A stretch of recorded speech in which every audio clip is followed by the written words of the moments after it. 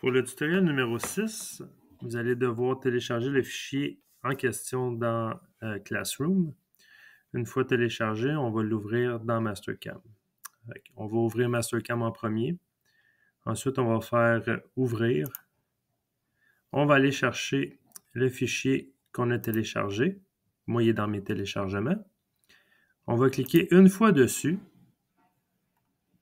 Évidemment, on s'assure, si vous ne le voyez pas, on s'assure d'être en fichier All Files ici en bas à droite.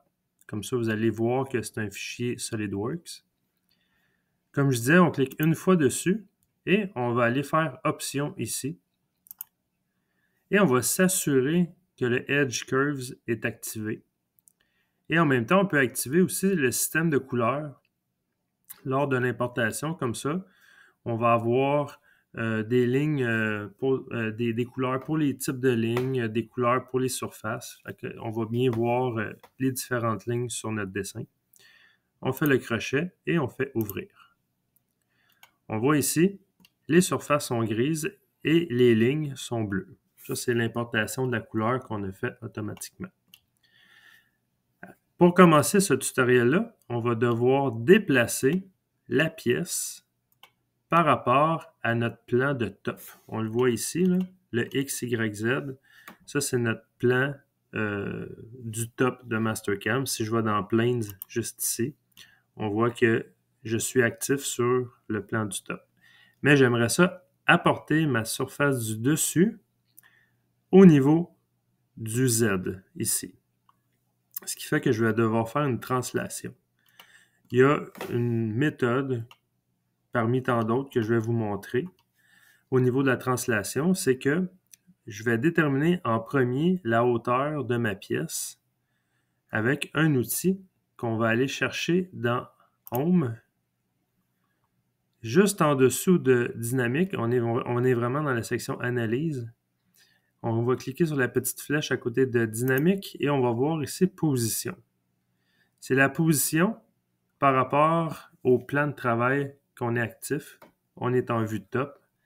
Si je clique sur Position, il va me demander de sélectionner une position. Ça peut être ce coin-là, ce coin-là, ce coin-là. Peu importe. Mais je vais choisir ce coin-là ici. Et quand je vais cliquer dessus, il y a une fenêtre qui apparaît avec différentes dimensions. Mais moi, ce qui m'intéresse, c'est l'axe Z. C'est que par rapport au Z du plan du top, on le voit bien ici, quelle est la position de mon point que je viens de prendre? Bien, on vient voir qu'on a 1 pouce de hauteur. Ce qui fait que ça va m'aider tantôt pour faire la translation de ma pièce. Je fais le crochet pour quitter et je vais faire la translation. Je m'en vais dans Transform. Je m'en vais dans Translate. Je clique une fois dessus et il me demande de sélectionner les entités à faire la translation. On va faire ça simple. On fait CTRL-A pour sélectionner toute la pièce. On va faire End Selection. Et dans le menu à gauche, on s'assure d'être en méthode Move, déplacement seulement. Et tout ce qu'on a à faire vis-à-vis la section Delta, c'est qu'on peut lui mentionner des dimensions là, en X, en Y ou en Z pour faire une translation. Dans notre cas à nous, c'est qu'on veut descendre la pièce, la surface de ma pièce, je veux la descendre en négatif de moins 1 pouce. Si j'écris moins 1 pouce et que je fais Enter, on voit que la pièce vient de descendre. C'est exactement à ce niveau-là que je veux l'avoir avant de commencer mon usinage.